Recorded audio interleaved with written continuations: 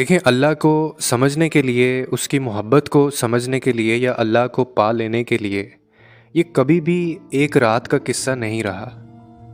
ایسا کبھی بھی نہیں ہوا۔ اس کے لیے خدا کی حکمت، اس کو جاننا، اس کو سمجھنا، اس کو پا لینا، اس کے لیے آپ کو بڑی محنت کرنی پڑتی ہے۔ اس کے لیے آپ کو کئی راتیں جاگنی پڑتی ہیں، آپ روتے ہیں، آپ گڑ گڑاتے ہیں، پھر آپ کو بڑی کاٹنی پڑتی ہے، بڑی قربانیاں دینی پڑتی ہیں، اپنا آپ مارنا پڑتا ہے، اپنے حصے چھوڑنے پڑتے ہیں آپ کو، پھر جا کے خدا کی محبت ملتی ہے۔ اور ایک قرآن کی آیت ہے، ایک بڑی خوبصورت آیت ہے۔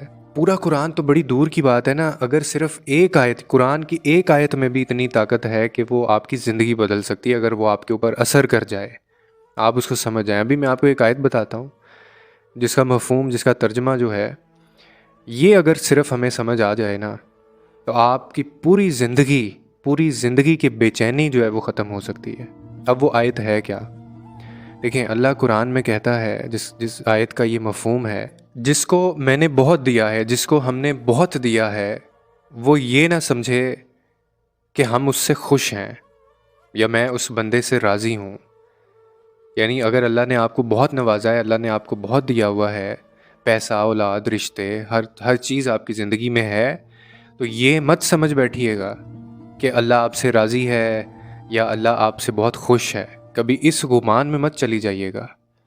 اور ساتھ ہی وہ کہتا ہے کہ جن کو میں نے نہیں دیا، جن کو میں نے نہیں نوازا، وہ بھی یہ نہ سمجھیں کہ میں ان سے ناراض ہوں یا میں ان سے راضی نہیں ہوں۔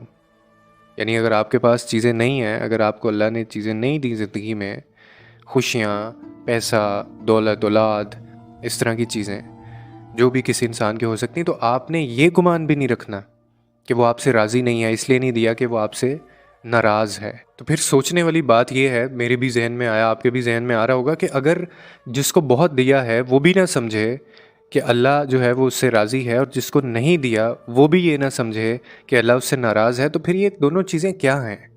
تو پھر وہ کہتا ہے کہ یہ دونوں چیزیں دونوں کے لیے آزمائش ہیں۔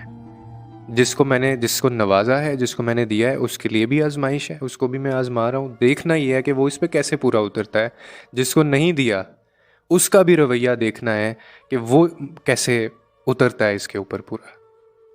تو بات صرف اتنی سی ہے کہ جب اللہ تعالیٰ آپ پہ مہربان ہوتا ہے نا، صرف ایک نشانی ہے کہ وہ آپ پہ کیسے مہربان ہوگا، کیسے پتہ چلے گا؟ جب خدا آپ پہ مہربان ہوگا نا، تو اس پوری دنیا میں جتنی بھی چیزیں ہیں، اس کائنات کے اندر جتنی بھی چیزیں ہیں، وہ ساری چیزیں، یہ پوری کائنات آپ پہ مہربان ہو جائے گی۔ پھر کسی کی جرت نہیں ہوگی کائنات، اس زندگی، اس دنیا میں، کہ وہ آپ کے خلاف چلا جائے یا آپ کو گرا دے۔ اور جب وہ آپ پہ مہربان نہیں ہوگا تو پھر چھوٹے چھوٹے 2 ٹکے کے لوگ، چھوٹے چھوٹے بھی جو لوگ ہوں گے نا، وہ بھی آپ کی بے عزتی کر کے چلے جائیں گے، وہ بھی آپ کو بے عزت کر دیا کریں گے اگر اللہ آپ پہ مہربان نہیں ہوگا۔ نہیں، دیکھیں کتنی خوبصورت بات ہے۔ باقی چیزیں تو ہو سکتا ہے آپ چھین کے لے لیں لوگوں سے، لیکن عزت جو ہے، خوشی جو ہے، سکون جو ہے، وہ اللہ نے اپنے پاس رکھا ہوا ہے۔ عزت جسے چاہے وہ دے سکتا ہے، وہ دیتا ہے۔ عزت جس سے چاہے وہ لے سکتا ہے، وہ لیتا بھی ہے۔ سکون جسے چاہے وہ دے سکتا ہے، خوشی جسے چاہے وہ دے سکتا ہے، اور وہ جس سے چاہے لے بھی سکتا ہے۔ اور یہ دونوں صورتوں میں آزمائش ہوتی ہے، اور ہمیں دونوں ہی صورتوں میں اس آزمائش پہ پورا اترنا ہوتا ہے۔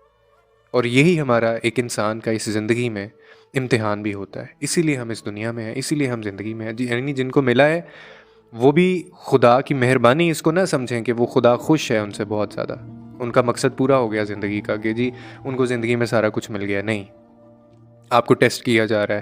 اور جس کو نہیں ملا، جو اس وقت مشکل میں ہیں، جو سٹرگل کر رہے ہیں، جن کو نہیں ملا، وہ بھی یہ نہ سمجھیں کہ ان کی زندگی کا مقصد ہی کوئی نہیں ہے۔ آپ کو بھی ٹیسٹ کیا جا رہا ہے، آپ کو بھی اس آزمائش سے گزارا جا رہا ہے۔ آپ کا امتحان ہے یہ، آپ نے اس پہ پورا اترنا ہے۔ تو بس اتنی سی بات ہے، یہی ہمیں سمجھنا ہے۔ پورا قرآن تو ہمیں وقت نہیں ملتا پڑھنے کا، صرف ایک آیت سے اگر ہم چاہیں تو وہ بھی ہمارے اوپر اتنی اثر انداز ہو سکتی ہے۔ لوگوں کے لیے آسانیاں پیدا کریں، رب آپ کے لیے آسانیاں پیدا کرے گا۔